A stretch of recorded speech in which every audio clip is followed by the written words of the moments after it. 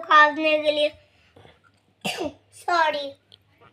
अच्छा, ऐसे खांसा जाता है? यस। ये बताते बताते मेरा दिमाग खराब हो गया इनका।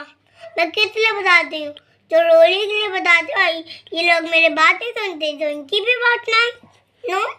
कैसे खांसा जाता है? सॉरी। जितनी देर खाते थे तो उतनी तेज बोला जाता। सॉरी। अच्छा, ये किसने बताया था आपको? मैंने अपने आप सीखा और मैम तो बताया। मैम ने? हाँ, मैम ने बताया। अच्छा, और आज स्कूल में क्या क्या हुआ था?